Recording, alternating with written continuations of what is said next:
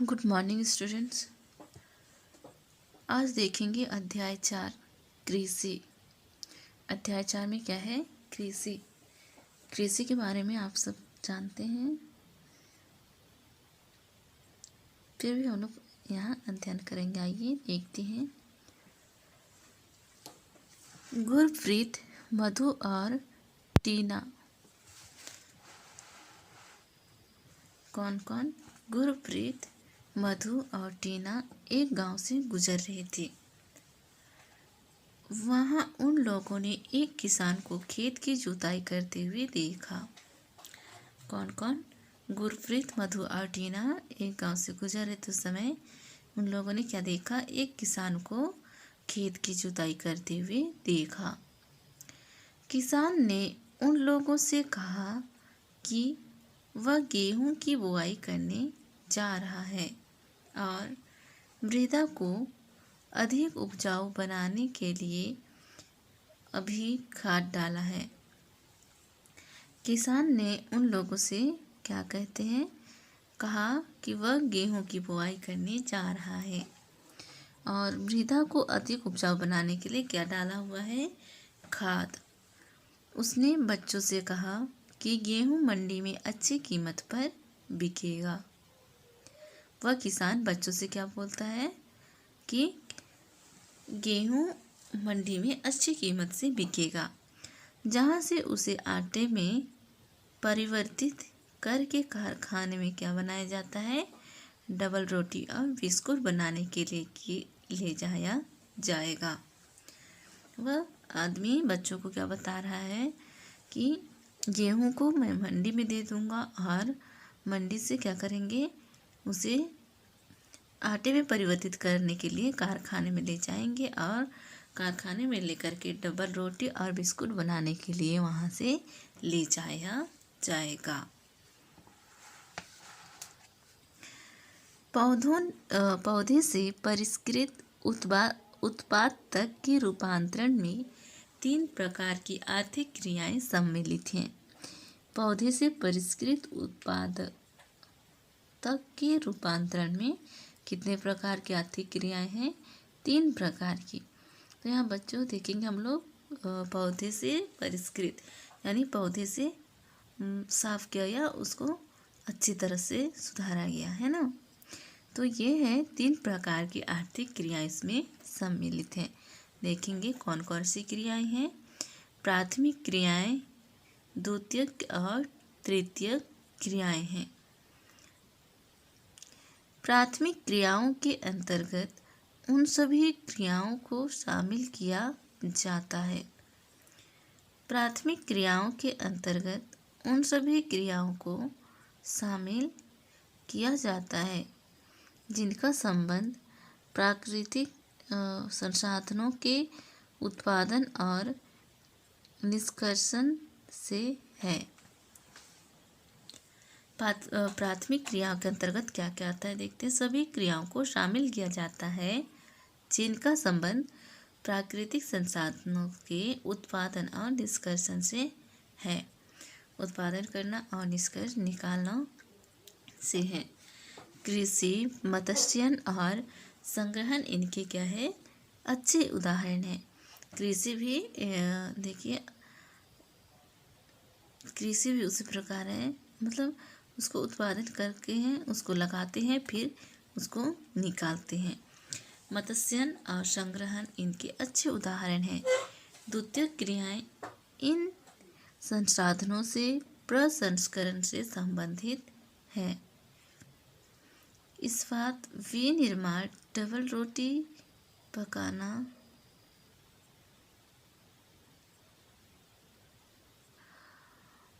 द्वितीयक क्रियाएं इन संसाधनों से प्रसंस्करण से संबंधित है।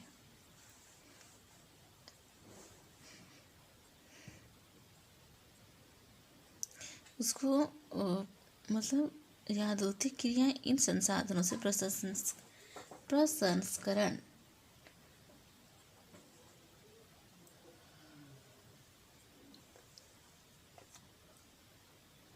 प्राकृतिक संसाधनों को क्या करना है, उसको उत्पादन और निष्कर्षण से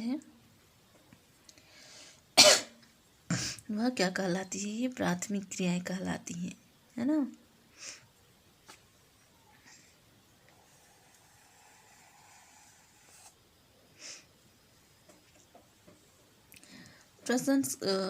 द्वितीय क्रियाएं इन संसाधनों से प्रसंस्करण से संबंधित है। इस्पात, विनिर्माण, डबल रोटी पकाना और कपड़ा बुनना इन क्रियाओं के उदाहरण हैं। यहाँ पर देखेंगे जैसे संसाधन, संसाधन हम किसको कहेंगे,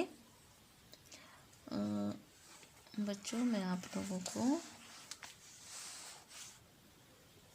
फर्स्ट चैप्टर में बताई थी, है ना, किसके बारे में, हरित क्या है यहाँ पर,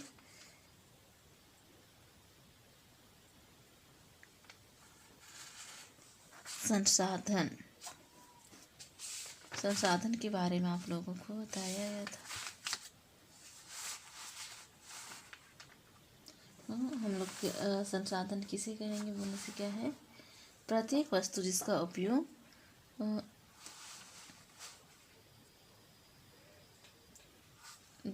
उपयोग आवश्यकताओं को पूरा करने के लिए किया जाता है, वह क्या है, संसाधन है। प्रत्येक वस्तु जिसका उपयोग आवश्यकताओं को पूरा करने के लिए किया जाता है।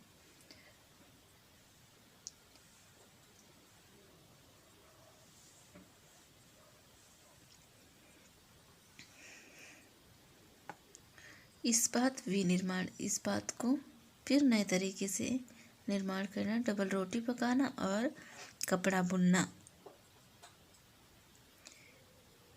इन क्रियाओं के क्या है, उदाहरण है। तृतीय क्रियाएं प्राथमिक और द्वितीय क्षेत्र को सेवा कार्यों द्वारा क्या करना है, सहयोग प्रदान करती है। यातायात, व्यापार, बैंकिंग, बीमा और विज्ञापन तृतीय क्रियाओं के क्या है, उदाहरण है। कौन कौन से, यातायात, व्यापार, बैंकिंग, बीमा और विज्ञापन तृतीय क्रियाओं के उदाहरण हैं। अनुकूल स्थलाकृति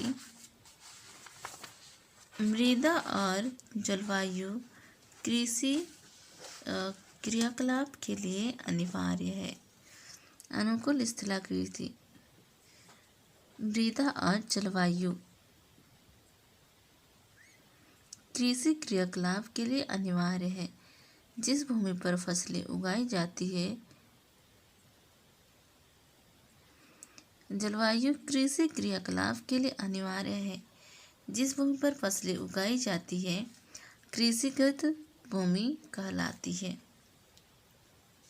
जिस भूमि पर फसलें उगाई जाती है उसे क्या कहते हैं, कृषिगत भूमि। चित्र 4.1 आप मानचित्र में देख सकते हैं कि कृषि क्रियाकलाप विश्व के उन्हीं प्रदेशों में संकेंद्रित है जहां फसल उगाने के लिए उपयुक्त कारक विद्यमान हैं। यहाँ देखेंगे हम लोग संकेंद्रित यानी केंद्र जहां फसल उगाने के लिए उपयुक्त कारक विद्यमान है, वहाँ स्थापित है।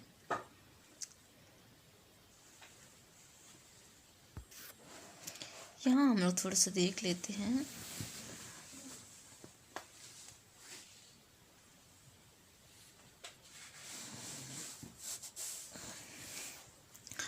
एग्रीकल्चर इंग्लिश नेम है।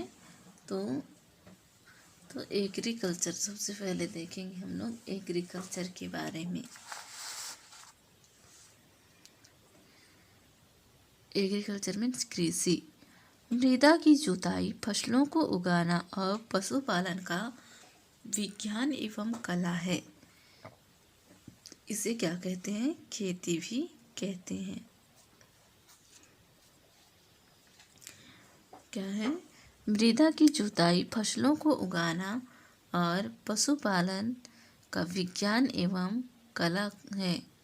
इसे क्या कहते हैं, खेती भी कहते हैं। अब देखेंगे हम लोग सेरी कल्चर यानी सेरीकल्चर मीन्स रेशम उत्पादन। रेशम के कीटों का वाणिज्य पालन यह कृषक कृषक की आय में पूरक हो सकता है। रेशम के कीटों का वाणिज्य पालन यह कृषक की आय में पूरक से हो सकता है। अब है सेरीकल्चर के बाद पीसी कल्चर यानी मत्स्य पालन। विशेष रूप से निर्मित तालाबों और पोखरों में मत्स्य पालन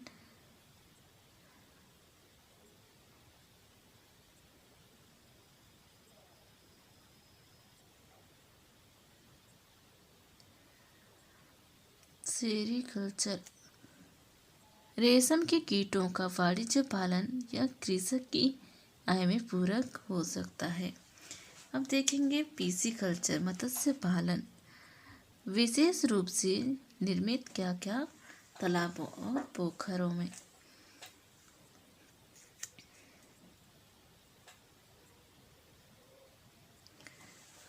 अब देखेंगे हम लोग विटीकल्चर यानी है द्राक्षा कृषि यानी अंगूरों की खेती।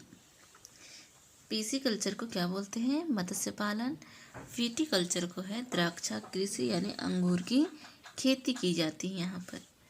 और है हॉर्टिकल्चर यानी उद्यान कृषि। वाणिज्य उपयोग के लिए सब्जियों फूलों और फलों को उगाना। हॉर्टिकल्चर में क्या किया जाता है?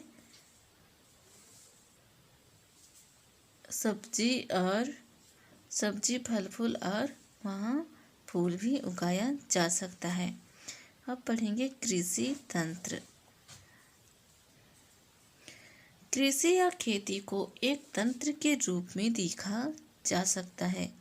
इसके महत्वपूर्ण निवेश बीज, उर्वरक, मशीनरी और श्रमिक हैं।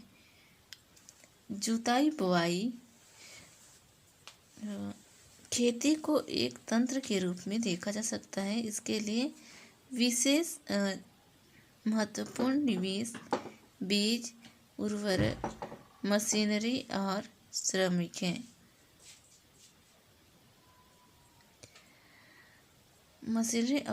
हैं। जुताई बुआई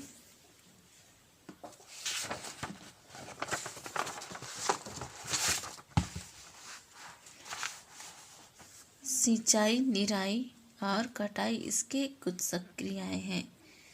इस तंत्र के निर्गतों के अंतर्गत फसल, ऊन, डेयरी और कुक्कुट उत्पाद आते हैं।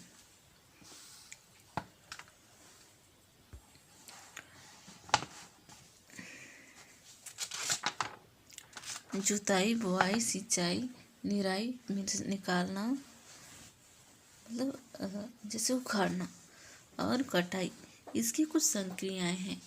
इस तंत्र के निर्गतों के अंतर्गत फसल, ऊन, डेयरी और कुक्कुट उत्पाद के आते। मुर्गी पालन है ना, कुक्कुट उत्पाद में आते हैं।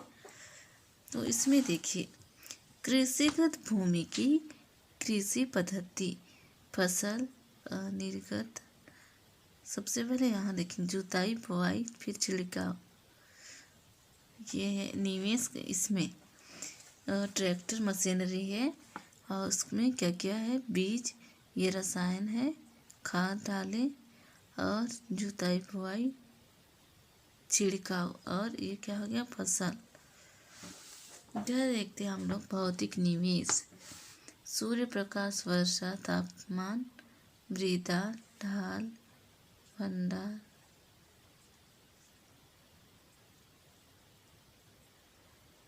सूर्य का प्रकाश, वर्षा, तापमान, मृदा, ढाल, भंडारण, श्रम, मशीनरी, रसायन।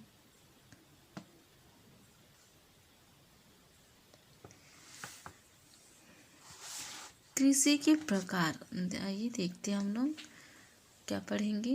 कृषि के प्रकार। विश्व में कृषि विभिन्न तरीकों से की जाती है।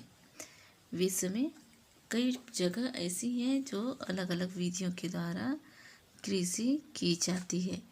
भौगोलिक दशाओं, उत्पाद की मांग, श्रम और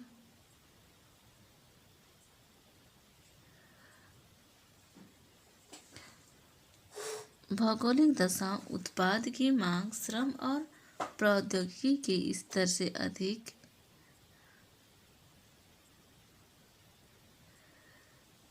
भौगोलिक दशाओं, उत्पाद के लिए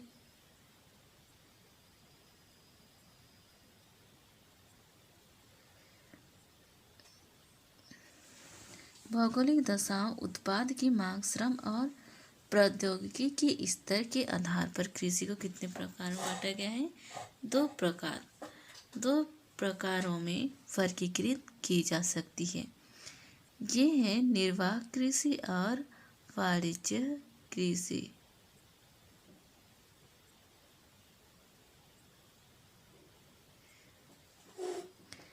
निर्वाह कृषि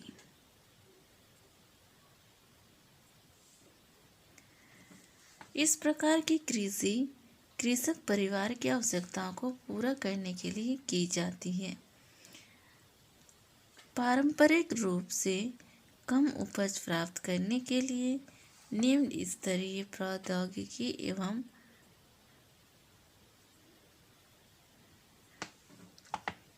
पारिवारिक श्रम का उपयोग किया जाता है। निर्वाह कृषि को पुनः गहन निर्वाह कृषि और आदिम निर्वाह कृषि के नाम से कृषक परिवार की आवश्यकताओं को पूरा करने के लिए जाती है।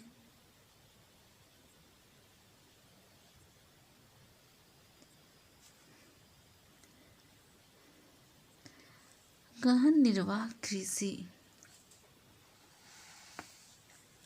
किसके बारे में देखेंगे आप? गहन, है ना।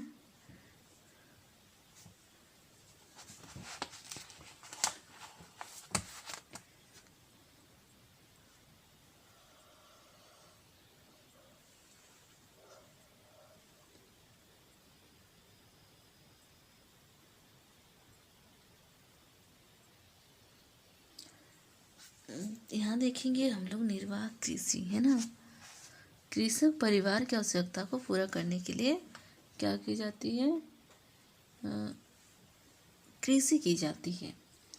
तो हम लोग सबसे पहले निर्वाह को समझते हैं। किसान एक छोटे भूखंड पर साधारण औजारों और अधिक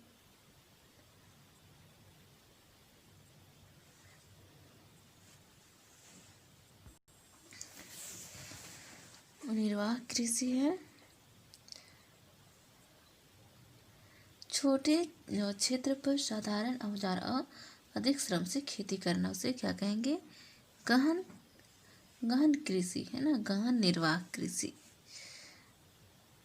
यहाँ पर दिया है, देखिए, छोटे भूखंड पर साधारण औजार और अधिक श्रम से खेती करता है, तो यह क्या हो गया?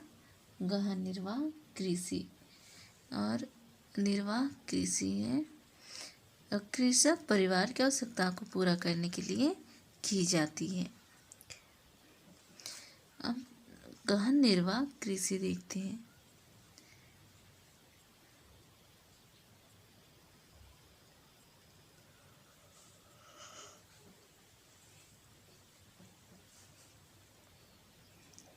अधिक धूप वाले दिनों से युक्त जलवायु और उर्वर मृदा वाले खेत में एक वर्ष में एक से अधिक फसलें उगाई जा सकती है। फसल को एक बार से अधिक भी अच्छी भूमि है वहाँ, तो वह 1 से 2 बार तक खेती कर सकते हैं। अन्य फसलों में गेहूँ, मक्का, दलहन और तिलहन। तिलहन तेल वाली चीज़, दलहन दाल वाली चीज़ है ना। जैसे अरहर हो गया, उड़द हो गया, कुछ ये क्या में आएंगे आपका दलहन में, और तिलहन में तो सरसों हो गया,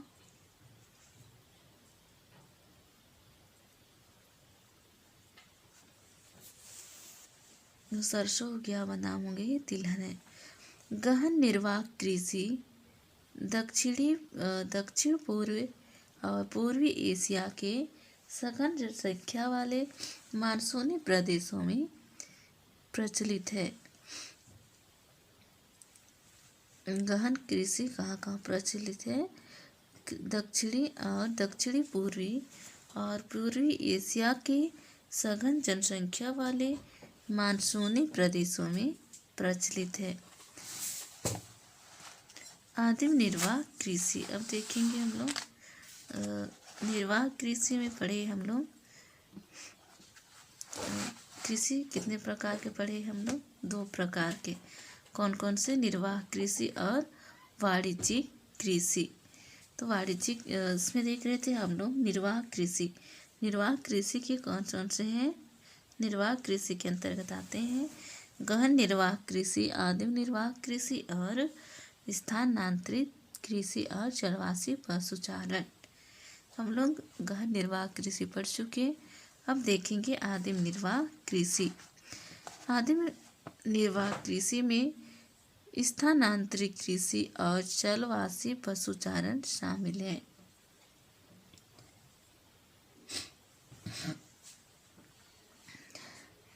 जलवासी पशुचारण यानी ये पशुचारण के लिए है ना, जलवासी। अब देखेंगे स्थानांतरित कृषि।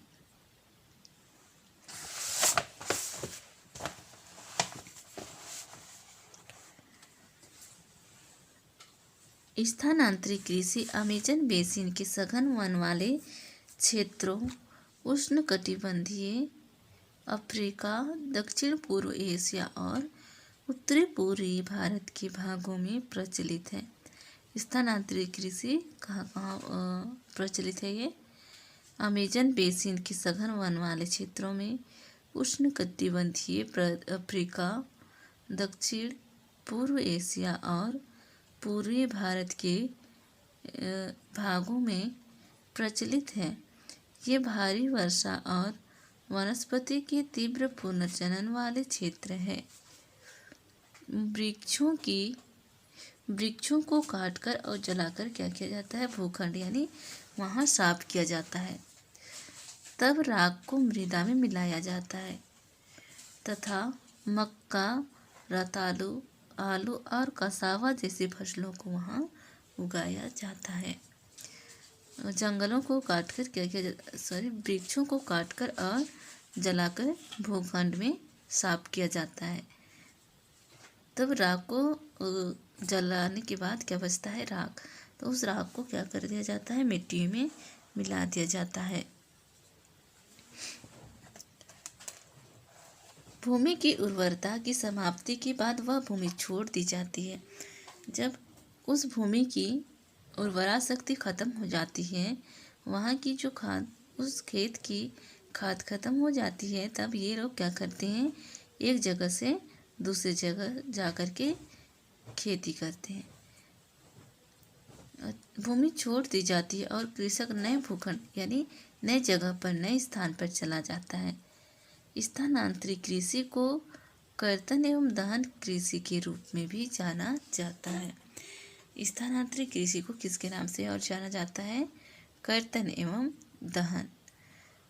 जलवासी पशुचारण।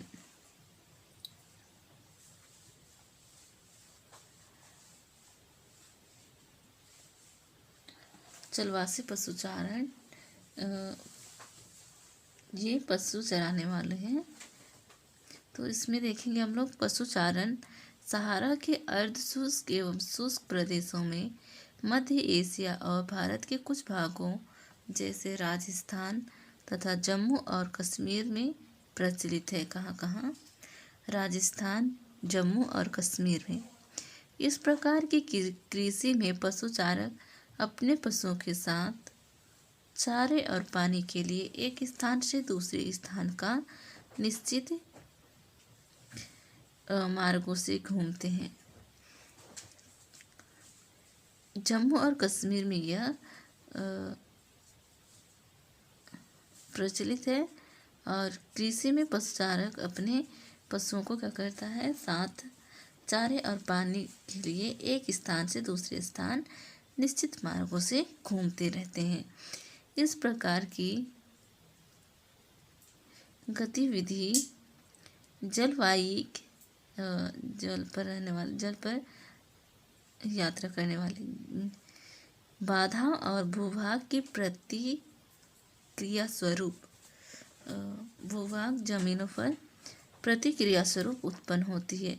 पशुचारक मुख्यतः भेड़, ऊंट, मवेशी, याक और बकरियां पालते हैं। ये पशुचारक और उनके परिवारों के लिए दूध, मांस, ऊन, खाल और अन्य उत्पाद उपलब्ध कराते हैं। पशुचारक जो पशुओं को चराते हैं मुख्यतः क्या क्या है, भेड़, ऊंट, मवेशी, याक और बकरियां पालते हैं। ये पशुचारकों और उनके परिवारों के लिए दूध, मांस, फल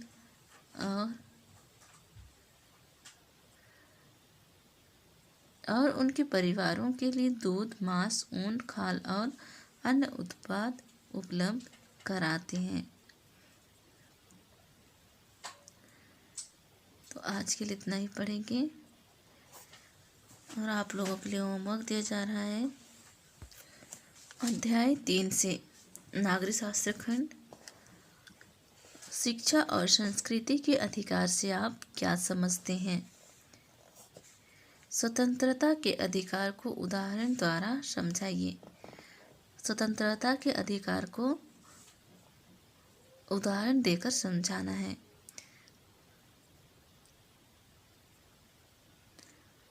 सिर्फ इसमें एक ही अधिकार है, स्वतंत्रता के अधिकार को ही समझाना है।